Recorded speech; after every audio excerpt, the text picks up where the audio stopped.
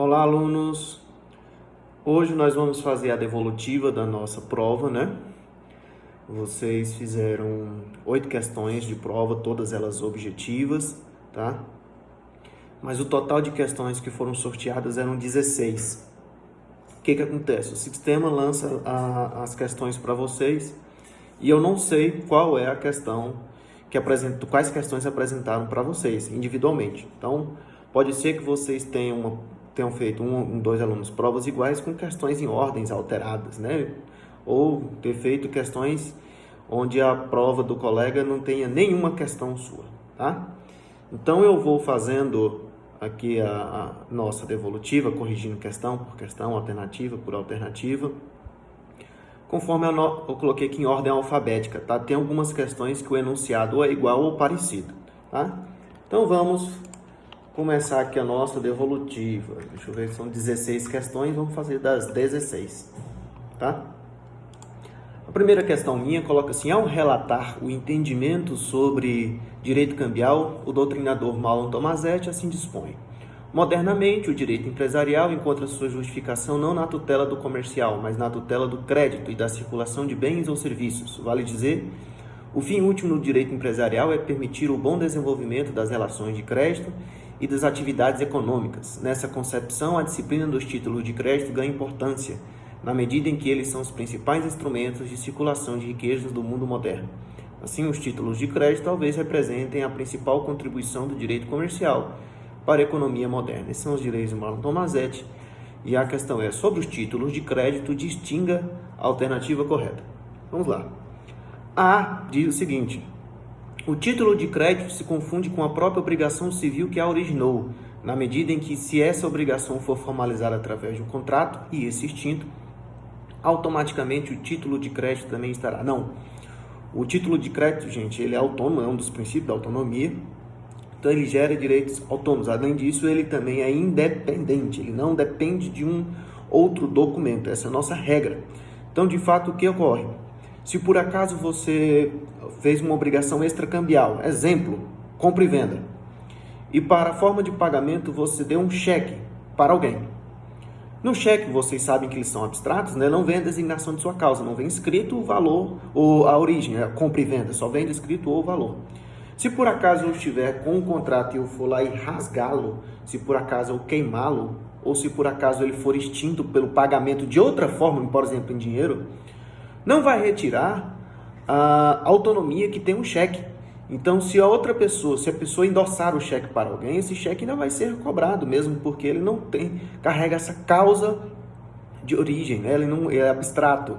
Então, os títulos de crédito, eles não se confundem com as obrigações extracambiais, as obrigações civis que porventura o fizeram nascer, tá? A obrigação cambial, como vocês sabem, pelo princípio da literalidade, é somente aquela que estiver literalmente escrita nela. Então, se literalmente está escrito somente valores, o que a maioria dos títulos é, então não vem carregando qual é a obrigação extracambial. Nosso exemplo foi uma compra e venda, mas podia ser um multo, podia ser um comodato, podia ser um aluguel, enfim, tá? A obrigação civil, que é extracambial, é diferente da obrigação cambial. B. A cárpula traduz um direito derivado, por essa razão que os títulos de crédito cedem um crédito com as mesmas características de uma cessão civil. Não, nós acabamos de falar que ele é um título abstrato, né? O título de crédito tem essa característica como regra, pelo qual faz com que o título não descreva sua causa de origem. Ele vem descrito geralmente somente valores. E outra forma, que cessão civil de crédito é diferente do endosso, né? O endosso é característica própria dos títulos de crédito. A cessão civil é de qualquer negócio jurídico, hein? Já C, que é a correta, segundo o princípio da abstração, há como regra uma separação da causa de origem do título com o próprio título de crédito. De fato, pelo princípio da abstração, não há descrição do título da sua causa, ele vem com o direito nele expresso, e esse direito é aquele que literalmente estiver escrito. Geralmente, os títulos abstratos, como são, não descrevem essa causa de origem, somente um crédito a ser recebido no futuro. A D fala: ao terceiro de boa-fé, sucessor do credor originário, que é o beneficiário primeiro, né? Poderá o devedor originário Poderá o devedor originário opor exceções pessoais para que prejudique o pagamento do título de crédito? Não, nós temos o princípio da inoponibilidade das exceções pessoais aos terceiros de boa-fé. Tá? Enquanto nós temos aqui credor e devedor originário, eles podem opor exceções pessoais, como pagamento. Agora, no momento em que esse título é passado adiante para outras pessoas, os terceiros, se eles estiverem de boa-fé, o devedor não poderá opor exceções pessoais. Por exemplo, eu paguei o credor originário, eu não tenho que te pagar. Não. Cada relação é uma relação autônoma, portanto, terceiros de boa-fé, tá? Eles irão receber do devedor, porque o devedor não poderá opor essas exceções pessoais. É o devedor originário. E, pelo princípio da cartularidade, como regra, o título de crédito é um documento pelo qual expressa direito que está presente em outro. Logo, para a ação cambial, deve ser apresentado tanto o título de crédito como o contrato que lhe deu origem. Não, gente, o título de crédito, tá? Para a ação cambial, para essa ação executiva, ele não necessita de ingresso no judiciário com um contrato ou qualquer negócio jurídico que tenha feito para ter dado origem a ele. Então, se você vai entrar com uma execução na ação cambial, no caso, você poderá juntar simplesmente o título de crédito, sem ter que alegar o porquê da sua origem. Tá? Então, nós temos aí a incorporação, né, do direito no título, então não precisa de um outro documento para que você entre com a ação cambial. Aí a questão 2 tem o mesmo enunciado que a questão 3, que é o seguinte: ao relatar seus ensinamentos sobre endosso da letra de câmbio, o doutrinador Alessandro Sanches assim transmite: endosso é ato cambiário que opera a transferência do crédito representado por um título à ordem. A cláusula à ordem é tácita. Dessa forma, para que um título de crédito seja considerado à ordem e, portanto, transferível por endosso, basta que não contenha uma cláusula não à ordem. O endossante e o endossatário são as partes envolvidas no endosso. O primeiro é o proprietário do título de crédito, ostentando em razão disso a qualidade de credor da cártula. O segundo é a pessoa para a qual o título foi transferido, sendo, pois, o seu novo proprietário, assumindo também a posição de credor. É claro que apenas o proprietário do título de crédito desfruta de legitimidade para endossá-lo, porquanto ninguém pode transferir direitos que não possui, distinguindo-se assim do aval, que é uma garantia dada por terceiro estranho ao título. Palavras de Alessandro Sanches. Em vista dos dados acima colhidos, avalie qual a alternativa correta. Nós temos duas questões que têm esse enunciado, só que as alternativas são diferentes. Tá? Para essa questão que A, B, C, D e E aqui, eu vou ler as alternativas e vocês vão ver que é diferente da B, C, D e E da outra questão. A desse primeiro enunciado fala: é permitido o endosso parcial ou limitado na letra de câmbio. De fato, é proibido, né? Temos uma proibição do endosso. Se for endossar, tem que fazer de todos os direitos, né? No caso dos endossos próprios. B. O endosso garantia é aquele que se confere ao endossatário a possibilidade de agir como representante do endossante, exercendo os direitos inerentes ao título. Não, esse é o endosso procuração, né? O endosso garantia é aquele pelo qual você passa temporariamente o título para um devedor, para que ele seja uma segurança de um pagamento de uma dívida principal. Paga a dívida principal, o título de crédito é retornado ao proprietário. Então, essa letra B fala sobre endosso procuração. C, que é a correta. O endosso será em branco quando contiver somente a assinatura do endossante, tornando-se ao portador, devendo ser feita necessariamente no verso. De fato, o endosso em branco só a assinatura do endossante sem qualquer descrição do endossatário. Se descrevesse endossatário, seria o endosso em preto. O endosso em branco tem a formalidade de dever ser feito no verso do título. Quem recebe o título, como não há descrição do endossatário, quem o portar será seu legítimo proprietário, né? Então, ele se torna o portador. Quem portar, seja um passando de frente, enfim, quem estiver com o título será o seu proprietário. E, portanto, seu credor. D. Mesmo proibindo um novo endosso, o endossante continua sendo garantidor do pagamento a quem a letra for posteriormente endossada. Não, a proibição de um novo endosso, tá? Ela faz com que futuras circulações do título sejam através de cessão civil. E o cedente não é garantidor do pagamento, somente se ele fosse endossante. E no caso, o endossante proibiu, portanto, não há garantia por ele do pagamento do título. E. O endosso é ato bilateral, devendo haver anuência tanto do endossante como do endossatário. Não. O endosso é um ato unilateral, bastando somente a vontade do endossante. Uma vez que ele faz um endosso no título de crédito, essa única vontade expressada já é suficiente para a validade do título. Essa mesma questão, conforme eu falei, tem dois enunciados iguais. Da outra questão, a começa. A mera assinatura do proprietário do título no seu verso caracteriza o endosso. De fato, sem qualquer descrição do que é aquela assinatura, tá? Feita pelo proprietário no verso, é considerada como endosso. Se houvesse alguma assinatura no anverso, sem qualquer descrição, nós já sabemos que seria aval. B. O endosso será em preto quando contiver somente a assinatura do endossante, sem a designação do endossatário. Não, esse é o endosso em branco, já falamos sobre ele. C. O endosso calção é aquele feito posterior ao protesto por falta de pagamento do título ou ao decurso de prazo respectivo. Não, esse é o endosso póstumo, o endosso tardio, né? O endosso calção é o mesmo que endosso garantia, nós explicamos agorinha. D. Assim como endosso, o cedente civil de crédito também garante o pagamento do título. Discutimos isso também. O cedente ele não é garantidor, somente o endossante. E. O reendosso ocorre quando não se transfere a titularidade do crédito, mas apenas possibilita ao proprietário o exercício de seus direitos. Esse é o endosso mandato, esse é o endosso procuração. Perfeito? O reendosso é feito por uma pessoa que ele já foi endossante. Ele endossou para alguém, esse título passou para outras pessoas e de repente voltou para ele. Ele vai lá e endossa novamente. Ele passa a ser devedor novamente. Então, ele faz um reendosso. Ele já endossou uma vez e no futuro ele tornou-se beneficiário. Alguém endossou para ele. Ele, com o título, ao invés de ele cobrar, ele reendossou. Então, nós temos aí o reendosso. A questão 4 e a 5, que eu vou ler aqui, também tem enunciados idênticos, tá? Só que com alternativas diferentes.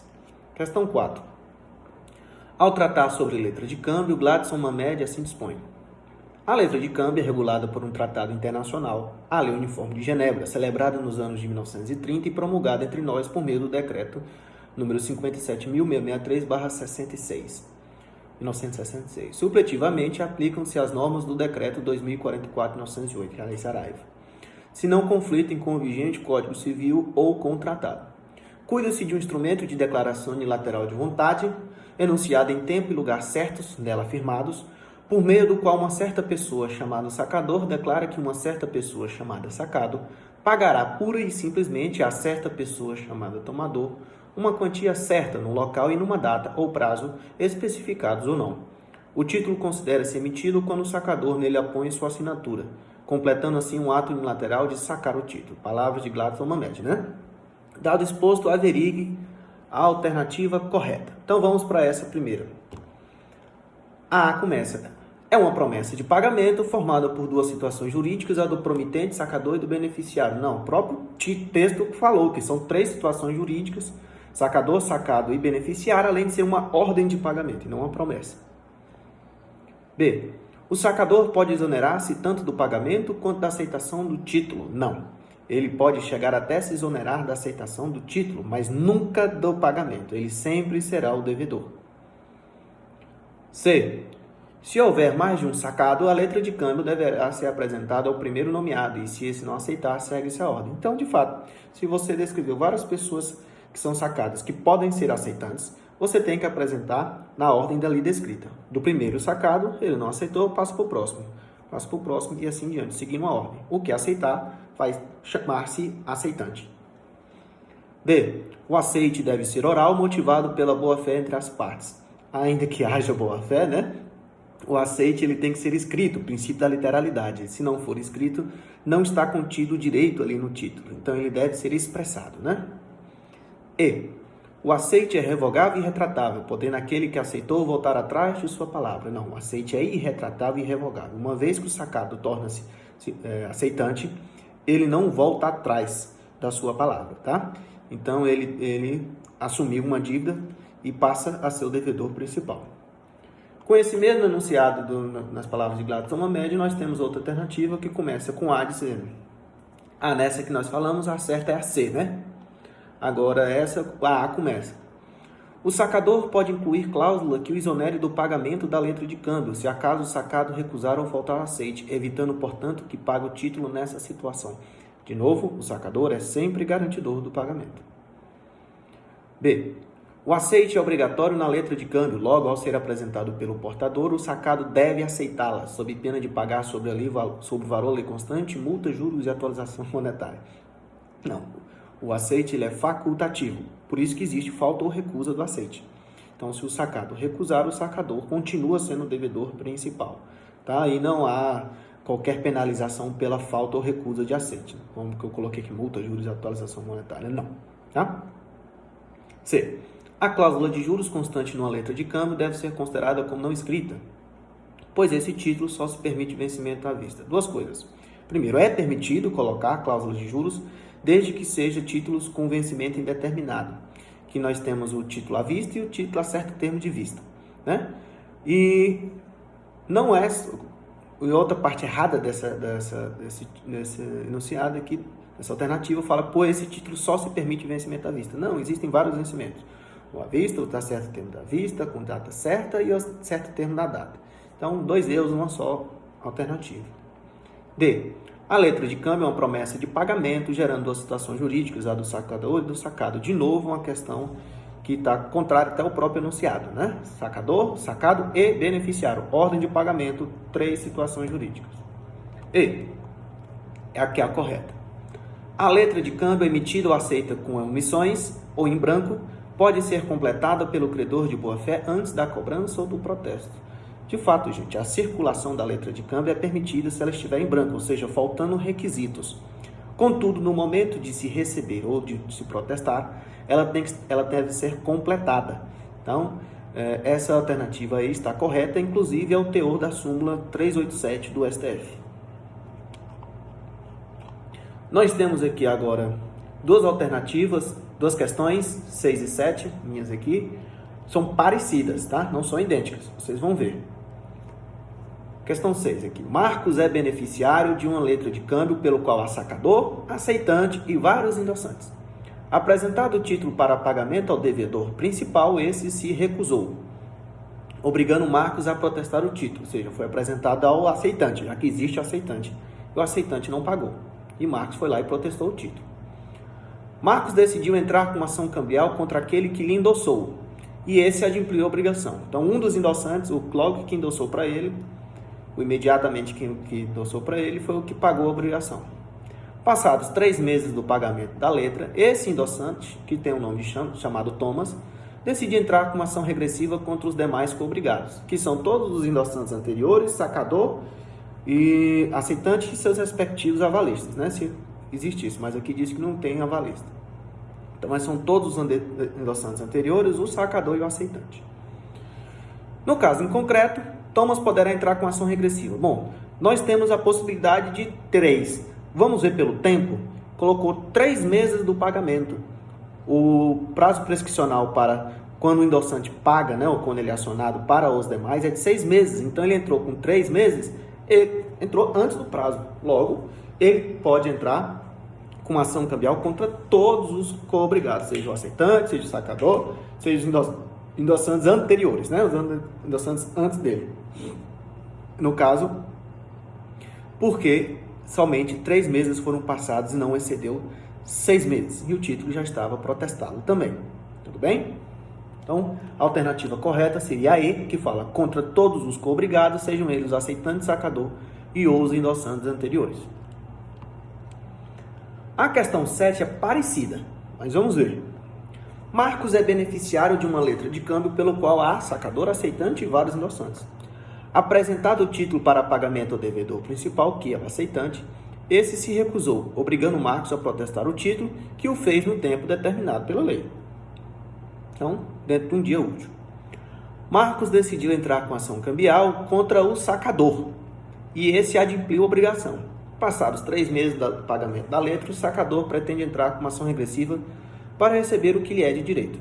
No caso em concreto, analise qual alternativa é a correta. Numa questão anterior, um dos endossantes pagou. Nessa agora, quem pagou foi o sacador.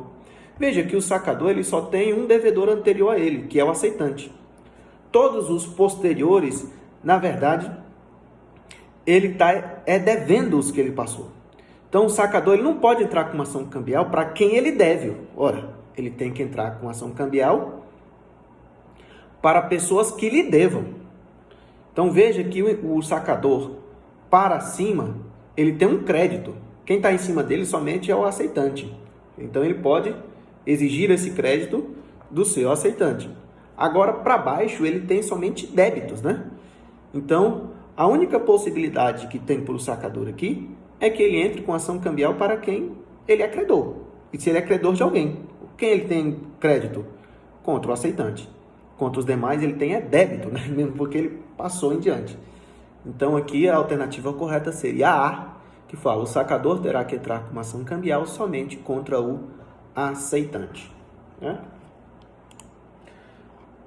A questão 8 já fala o seguinte, deixa eu ver se tem uma igual não. Questão 8 coloca: Matos emitiu cheque nominal para Anderson em outubro, sem inserir a data de emissão.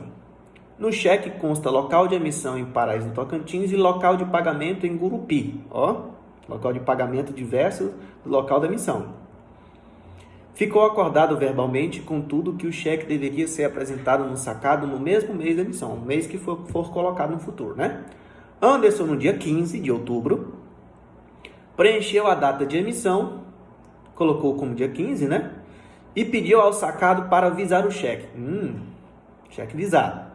Após 45 dias, Anderson decide procurar o sacado para recebimento. Considerando esse caso hipotético, avalia as seguintes acessões e a relação proposta entre elas. 1.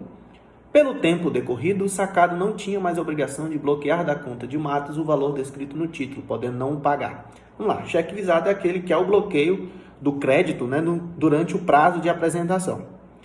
Mas vamos saber qual é o prazo de apresentação? Fala 30 ou 60, né? 30 se fosse o local de pagamento e o local de emissão o mesmo. Agora, quando eles são distintos, o prazo de apresentação é de quanto? 60 dias. Veja que a questão fala que só passou 45. Então, está dentro do prazo de apresentação de 60. Então, o sacado ainda tem a obrigação de ter aquele valor bloqueado. Então, essa asserção 1 já estaria falsa, né? Pelo tempo decorrido, o sacado não tinha mais tinha obrigação. Ele tem que deixar bloqueado durante o prazo de apresentação. No caso aqui, 60 dias, já que o local de emissão e o local de pagamento são distintos. Aí vem o porquê, a seção 2. O prazo de apresentação do cheque se expirou, já que além de 30 dias contados da emissão. Não é 30 dias, são 60. Por quê? Local de pagamento e local de emissão distintos, o que faz o prazo ser estendido a 60 dias nos casos do cheque. Então, 1 e 2 estão erradas. A alternativa correta seria a alternativa E, que fala: as asserções 1 e 2 são proposições falsas. Esses acordos verbais, gente, tá claro, ficou acordado verbalmente, nós sabemos o princípio da literalidade, né? Enquanto não expressado no título, não tem validade.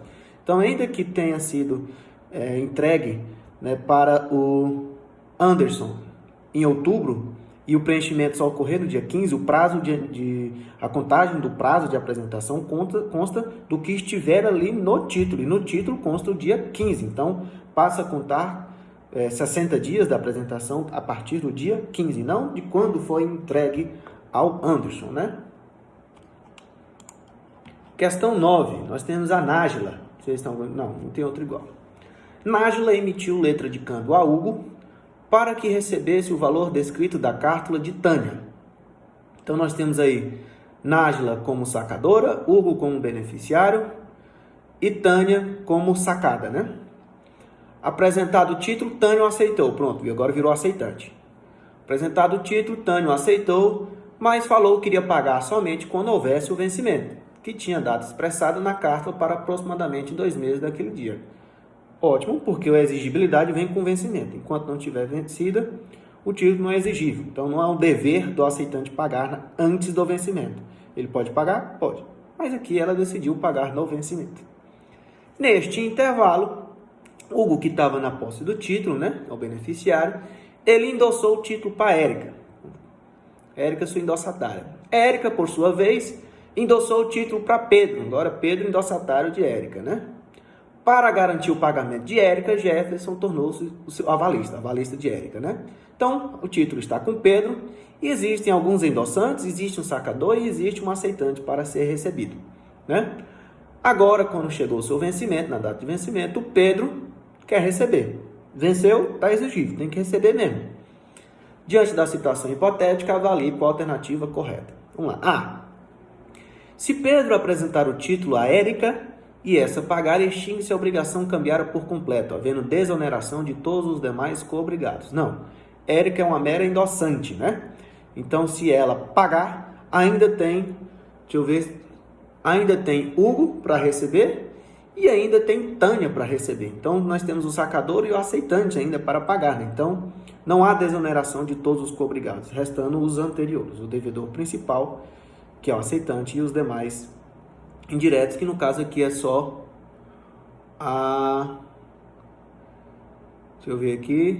só a Nájila, sacadora, né? Devedora indireta, e a Tânia, devedora principal, né? Que é aceitante. B. Se Pedro apresentar o título a Nájila, que é a sacadora, e essa pagar, todos os demais co-obrigados continuam com obrigação cambiária. Não, ainda resta o aceitante, que é o devedor anterior ao sacador, né? Já que a Tânia aceitou, devedora principal, resta ao sacador ainda o direito de regresso contra o aceitante. Ok, tá errada essa. A C, que é a correta, fala: se Pedro apresentar o título a Tânia, que é a devedora principal aceitante, e essa pagar, extingue-se a obrigação cambiária por completo, havendo desoneração de todos os demais co-obrigados. De fato, a aceitante pagando, todos os demais co-obrigados, devedores indiretos, aí, sacador, endossantes, avalista, todos eles estão desobrigados com aquele título. Tá? Então, haverá desoneração de todos. Pagou, extinguiu a vida da cártula. D. Se Pedro apresentar o título a Jefferson e esse pagar, só poderá esse exigir a obrigação cambiária de quem for aceitante. Não. Jefferson, ele é um avalista de um endossante, né? Se ele pagar, ele tem direito de regresso contra os devedores anteriores, que no caso é seu próprio avalizado, que seria a própria Érica. Ainda tem o Hugo, né? Que é outro endossante. Temos a Nájila, sacadora, e temos a Tânia, aceitante. Todos esses, o Jefferson, no prazo correto, terá direito de exigir a obrigação. E, se Pedro apresentar o título a Hugo e esse pagar, só poderá esse exigir a obrigação cambiária de quem for aceitante. Não, Hugo tem outro devedor anterior a ele, que é o sacador, que no caso é a Nájila. Então, além da aceitante, Tânia, temos aí a possibilidade do Hugo também recorrer, entrar com uma ação cambial, melhorar contra o sacador. No caso, sacadora Nájila. A minha questão 10, deixa eu ver se tem igual, não. 10. O protesto é a prova da recusa do pagamento ou do aceite e requisito para a exigência do direito. Efetuando-o, pode-se entrar com uma ação cambial contra os devedores, não é? Sendo os títulos de crédito considerados títulos executivos extrajudiciais, a exemplo da letra de câmbio. Dadas as considerações anteriores, pode-se afirmar que: a. Continuar o portador ao direito de regresso contra os demais co-obrigados de uma letra de câmbio, se efetuar o protesto de forma intempestiva. Não, se ele fugir do tempo de um dia útil, ele só poderá ir contra o aceitante, né? Então, ele tem direito de regresso, no caso, pagando de forma intempestiva somente ao aceitante. Tempestiva contra todos. Ele escolhe, já que a dívida é solidária. B. Se o portador perder o prazo de protesto por falta de aceite de uma letra de câmbio, não há mais alternativas para o recebimento do crédito. Não, gente. Se por acaso ele não protestar porque perdeu o prazo de protesto por falta de aceite, ele tem a opção, por exemplo, do avalista antecipado do sacado, tá? Lembrando que o avalista antecipado do sacado, ele terá direitos e deveres, assim como seria o aceitante, é o que nós vimos nas aulas anteriores. Então, ainda pelo avalista antecipado do sacado, como exemplo, ele terá direito de entrar com uma ação. C. A execução direta de uma letra de câmbio é aquela contra os co-obrigados subsidiários. Não, contra os co-obrigados subsidiários é a regressiva, né? A ação de regresso. A execução direta, ou ação cambial direta, né? é aquela que se faz contra o devedor principal, contra o aceitante. Então, essa alternativa fala errado, já que seria a execução indireta ou regressiva, né? Estaria correto. A direta é contra o devedor principal aceitante. D, que é a correta, fala: o cancelamento do protesto na letra de câmbio, se fundado em causa diversa do pagamento posterior do título, deverá ser feito com ajuizamento de ação própria para obtenção de ordem judicial. De fato, para cancelar um protesto, você poderá, a opção melhor possível é você pagá-la, né? Então já foi protestado, já tinha que ter sido pago, não foi pago, você pagou posteriormente.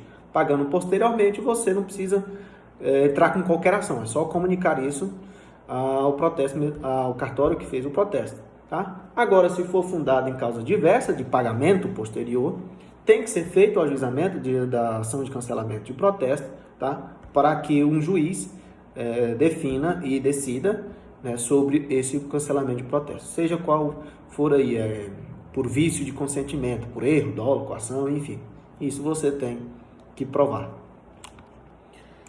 O que consta também no artigo 26, parágrafo 3º da Lei 9.492, de 1997. E o lugar indicado para pagamento da letra de câmbio é o domicílio do credor. Não. Numa letra de câmbio, a dívida ela não é portável, dessa forma descrita aí, que é o domicílio do credor.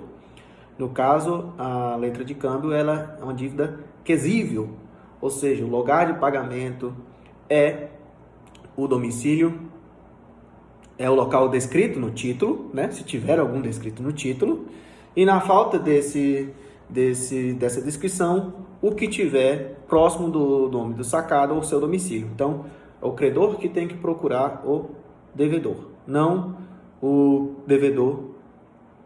Então, ele tem que ir atrás do devedor no seu domicílio ou local de pagamento já descrito para receber.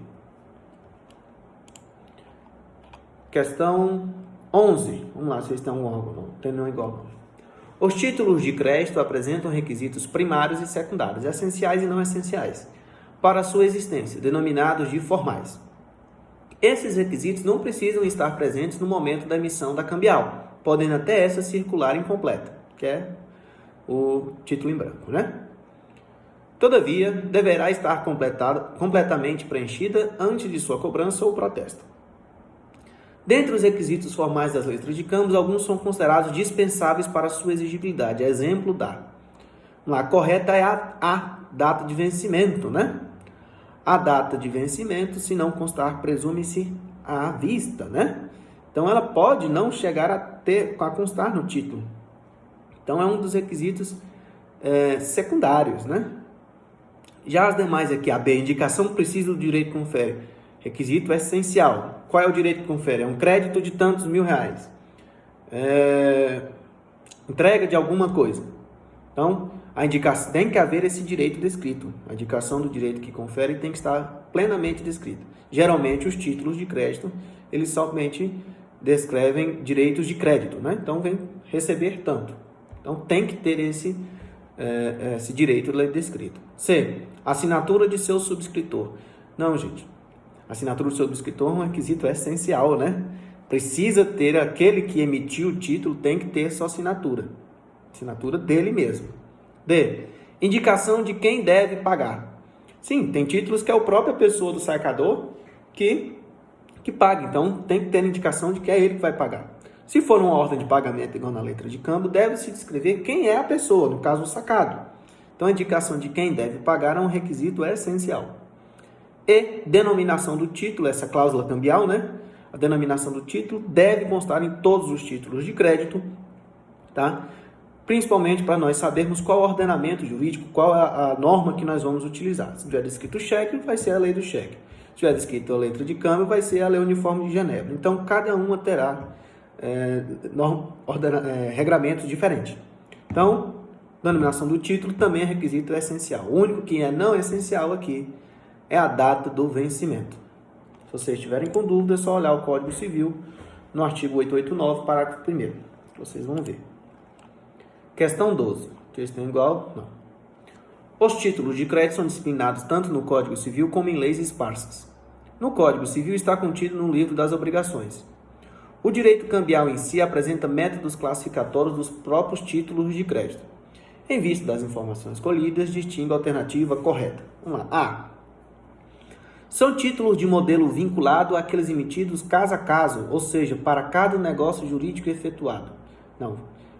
Aqui nós estamos descrevendo os títulos singulares, né, os títulos individuais. Os títulos de modelo vinculado são aqueles que há formalidade pela lei. Exemplo do cheque, que temos aí o Banco Central que emite uma forma de ser uma solenidade, né, a ser exigida para o seu cumprimento. B. São títulos públicos aqueles que constam o nome do beneficiário no próprio título no momento da emissão. Não, esses são os títulos nominais. Títulos públicos são aqueles que o devedor é o poder público, uma pessoa jurídica de direito público, né? C. São títulos a prazo aqueles que não mencionam a relação que lhes deu origem. Não, esses são chamados títulos abstratos. Os títulos a prazo são aqueles que têm um vencimento no futuro. Um vencimento lá para frente, né? D. Considera-se ordem de pagamento título de crédito lançado por particulares, pessoa física ou jurídica, civil ou empresária. Nele se incluem na sociedade de economia mista e empresas públicas. Não, esses são os títulos de crédito particulares, né? A ordem de pagamento são aquela pela qual há sacador, sacado e beneficiário, né? Uma ordem para que o sacado pague o beneficiário. A ordem é essa dada pelo sacador. E, que é a correta, são títulos propriamente ditos aqueles que consubstanciam de fato uma operação de crédito. Sim, os títulos propriamente ditos representam um valor a ser recebido no futuro. Existem alguns títulos, nós vamos ver e estudar ainda, que eles são impróprios, pelos quais não há somente uma operação de crédito. Às vezes tem um algo a mais, que é uma entrega de alguma coisa. Por exemplo. Questão 13, deixa eu ver se tem igual não. Renata emitiu letra de câmbio em favor de Fernando para que recebesse o valor descrito na cártula de Weldas. Então, Renata é a sacadora, Fernando beneficiário e Weldas é sacada. No vencimento do título, quinta-feira, Fernando apresentou o título e Weldas não aceitou, alegando que nunca deveu Fernando nem Renata. Então, o sacado não se tornou aceitante. Na quarta-feira da semana seguinte, nossa, passou um tempão, Fernando protestou o título e agora pretende entrar com uma ação cambial. Além do sábado e do domingo, que não são dias úteis, não havia no intervalo de tempo qualquer feriado, ou seja, quinta-feira tinha sexta-feira, tinha segunda, tinha terça, aí a quarta-feira, né? Todos esses dias úteis. Diante da situação hipotética, avalie qual a alternativa correta. A. Se Renata colocou o Weldas como sacado da letra de câmbio, era de seu dever ter aceitado e pago o título. Não, o aceite é facultativo, já falamos sobre isso. B. Para o direito cambiário, a recusa ao aceite de Weldas, porque nunca deveu Renata, é lícita, mas a alegação que nunca deveu Fernando já é lícita, portanto deve pagar o título. Não há qualquer ilicitude na falta ou recusa de aceite, tá? Então, como é uma opção do sacado aceitar ou não, ele não precisa justificar, nem escrever no título, ou falar sobre ilicitude e ilicitude. Simplesmente é um ato opcional dele. Então, não há qualquer ilicitude em recusa, tá? Acho que a C é igual. Para o direito cambiário, recusa aceite Weldas porque nunca deveu o Fernando, é lícita, mas a alegação que nunca deveu Renata já é ilícita. Não há qualquer ilicitude numa recusa ou falta de aceite. É algo lícito, porque é permitido e previsto na lei. Você pode recusar. Né? É uma opção sua, como sacado. D de dado. A ação cambial de Fernando terá como exclusiva legítima passiva Renata. Não, gente, sabe por quê? Vamos lá, a Renata é a sacadora, né? Veja que por ter perdido o prazo por falta de aceite, tá? Que é um dia útil, ele não poderia entrar mais contra o sacador. Ele teria que, se existisse, um avalista antecipado do sacado. A questão não trouxe aqui avalista antecipado do sacado, né? Então, nessa situação hipotética, o Fernando não terá ação cambial contra a Renata, né? Exclusivamente, né? Porque já até prescreveu o título por falta de aceite. E, que é a correta. Estando prescrito o título, que está, né? Perdeu o prazo de um dia útil, Fernando não poderá entrar com ação cambial contra nenhum dos devedores consta no título, restando-lhe ação de procedimento comum ordinário. Sim, como não há uma avalista antecipada do sacado, né? O Fernando terá que entrar com ações comuns, por exemplo, ação de cobrança, ação monitória, ação de locupletamento ilícito, tá? Qualquer uma dessas ações que tem procedimento comum, tá? A questão 14, deixa eu ver se tem um igual. Tem esse enunciado igual em duas questões. Vamos lá, questão 14. Segundo o artigo 887 do Código Civil, o título de crédito, documento necessário ao exercício de direito literal e autônomo nele contido, somente produz efeito quando preenche os requisitos da lei. Assim, a cártula é documento representativo de um crédito, ato de fé e confiança do credor de que irá receber uma prestação futura a ele devida. Como podem ser transferidos a mais de um credor, são instrumentos de circulação de riqueza na sociedade. Diante dos argumentos acima descritos, distinga a alternativa correta. Vamos lá, vou começar por essa questão da A. A. Segundo o princípio da cartularidade, o portador da cártula tem direito autônomo em relação ao direito que tinha seus predecessores, logo primacial à circulação. Não, esse é o princípio da autonomia, gente. O princípio da cartularidade expressa a materialização, né, do direito na cártula, que você deve descrever um direito numa cártula, e essa cártula, com o direito que foi ali consubstanciado, representa a obrigação cambial. B, que é a correta. Segundo o princípio da literalidade, o título de crédito é documento escrito e em sua análise leva-se em conta somente aquilo que estiver nele expressamente consignado. Perfeito.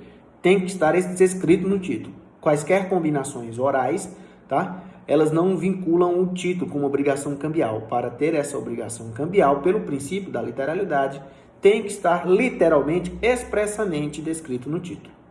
C. Segundo o princípio da abstração, o devedor não pode opor exceções pessoais aos terceiros de boa-fé. Não, esse é o princípio da inoponibilidade das exceções pessoais aos terceiros de boa-fé. Nós já descrevemos sobre ela. O princípio da abstração também, que é aquela que faz com que o título não carregue uma causa de origem. Essa é a regra, né? Não vem descrita a causa de origem no título. D. Segundo o princípio da independência, o direito cambiário não existe sem um documento, não se transmite sem a sua respectiva transferência e não pode ser exigido sem a sua exibição. Esse seria o princípio da cartularidade, né? O princípio da independência informa que o título de crédito em si já é suficiente para a sua cobrança, sem a necessidade de outros documentos. E. Segundo o princípio da autonomia, a separação da causa ao título por ele originado. Essa é a abstração. O princípio da autonomia vem a descrever que o título gera direitos autônomos. A cada circulação de pessoas, né, de credor para devedor, devedor para credor, nós temos aí relações autônomas originadas, né? Então, o princípio da autonomia não é o que está descrito nessa E. A alternativa correta é a B. Já na questão 15, que ela tem o mesmo enunciado, as alternativas já são diferentes. A começa. O pagamento de título de crédito que contém a obrigação de pagar soma determinada pode ser garantido por aval parcial. Então, gente, os títulos de crédito em geral, que são de forma descrita no Código Civil, vem descrevendo que o aval parcial é vedado. Então, somente legislações especiais que podem chegar a permitir o aval parcial. Exemplo da letra de cano, que permite o aval parcial. Agora, os títulos de crédito em geral, né, pelo regramento em geral do Código Civil, vedam o aval parcial. Vemos isso no parágrafo único do artigo 897 do Código Civil. B. Pagando o título, tem um avalista ação de regresso contra o seu avalizado e demais coobrigados posteriores. Não, posteriores não, gente. Posteriores ele faz é dever. Ele tem direito de regresso para quem ele tem crédito, não para os anteriores, né? Para os coobrigados que sejam anteriores a ele, até chegar aí no devedor principal. C. Subsiste a responsabilidade do avalista, ainda que nula obrigação daquele a quem se equipara, a menos que a nulidade decorra de vício de forma. De fato, gente, como existe o princípio da autonomia, se eu avalizo alguém, se a obrigação do meu avalizado for nula, não impede, não transforma a minha também em nula, né? Mesmo porque é autônoma para os demais credores, né? Então, Se esses credores vierem a me executar na transação cambial, eu terei que pagar, já que minha obrigação ela não é idêntica, ela equipara ela com ao do meu avalizado, mas não é idêntica, tá? A única forma de eu não pagar é por nulidade, por vício de forma. Não tem um requisito essencial, exemplo, não tem a assinatura de um sacador, do subscritor. Aí eu posso falar, olha, por nulidade de forma, assim como qualquer pessoa, né? Não é só avalista, não. Há um vício de forma, então não tem o dever de pagar. Faltou algum requisito essencial. Não tem o nome do título, exemplo. Então, aqui a alternativa correta é a C. D. A omissão de qualquer requisito legal que tira a escrita sua validade como título de crédito implica a invalidade no negócio jurídico que lhe deu origem. Não, gente, lembra da independência? Onde o negócio jurídico, que é a obrigação cambial, e o negócio jurídico que deu causa à origem, que é a obrigação extracambial, eles são independentes, tá? Então, se por acaso um deles estiver falhando em alguma coisa, não gera automaticamente e não transporta essa falha para o outro negócio jurídico. Então, a omissão de um requisito legal de um título de crédito não quer dizer que o negócio jurídico que lhe deu causa, seja uma compra e venda, empréstimo, qualquer aluguel, pagamento de aluguel, seja o que for, também está inválido. Não, o que está inválido é o título de crédito. Não quer dizer que o negócio jurídico extracambial também esteja invalidado, né? A independência que nós já vimos. E a transferência do título de crédito implica a transferência parcial dos direitos que lhe são inerentes. Não, gente. A transferência de um título faz com que a pessoa se torne um proprietário dele. Então, todos os direitos são passados ao novo proprietário. Então, não é parte de direitos, mas todos eles. E a questão última, 16 aqui, fala sobre o conceito legal de títulos de crédito presente no Código Civil. O doutrinador Fran Martins decidiu assim afirmar: ao estabelecer que o documento é necessário para o exercício dos direitos nele mencionados, quer a definição ressaltar que a declaração constante do título deve especificar quais os direitos que se incorporam no documento. Assim sendo, contém sempre o título os direitos do portador. O documento contém sempre o título os direitos do portador, o documento perderia sua validade como título de crédito, passando apenas a ser um documento vago, vazio, sem conteúdo. Palavras de Fran Martins. Considerando os títulos de crédito, tem várias classificações, distingue a alternativa correta. A. Os títulos de crédito à vista são aqueles que possuem vencimento indeterminado, devendo o devedor pagar assim que lhe for apresentado pelo credor. Perfeito, está correto. Então, um título à vista é aquele que no momento em que você apresenta o título a pagamento, ele se torna exigível porque o vencimento será naquele ato. Então, o vencimento é indeterminado. Pode ser hoje, pode ser amanhã, pode ser daqui a um tempo. Então, perfeita a alternativa. B.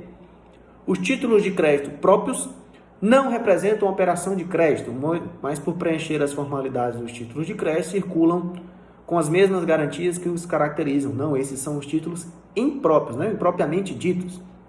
Os títulos próprios, eles representam uma operação de crédito. Então, tá errada a alternativa B. C. Os títulos de crédito seriados são aqueles emitidos caso a caso, ou seja, para cada negócio jurídico efetuado. Não, esses são os títulos individuais, né, os singulares. Os títulos de crédito seriados são aqueles que são emitidos em série, envolvendo direito igual ao do outro. E por isso eles são numerados. Nós conseguimos visualizar isso, nós vamos ver mais à frente, os títulos da dívida pública, pelo qual todos os títulos representam uma obrigação e eles têm uma série, um número de série que vai seguindo para cada um. Então, não é emitido para casa a casa, é emitido uma obrigação só, vários títulos. Os títulos de crédito individuais, cada título é uma obrigação, né? D. Os títulos de crédito causais são aqueles que não mencionam a relação obrigacional que lhes deu origem, podendo ser criados por qualquer motivo, de acordo com a vontade de seu emitente e valendo o crédito que na cártula estiver escrito. Não, esses são os títulos de crédito abstratos. Os títulos de crédito causais são aqueles que no próprio título vem descrevendo a causa de sua origem. Nós não temos ainda nenhum estudo, por enquanto, dos causais, nós vamos começar a duplicar na aula seguinte. Contudo, os títulos de crédito causais, eles mencionam a causa de origem. Qual foi a obrigação extracambial que deu origem a esse título? A maioria dos títulos, eles são abstratos, não mencionam a causa de origem, só vem descrito valores.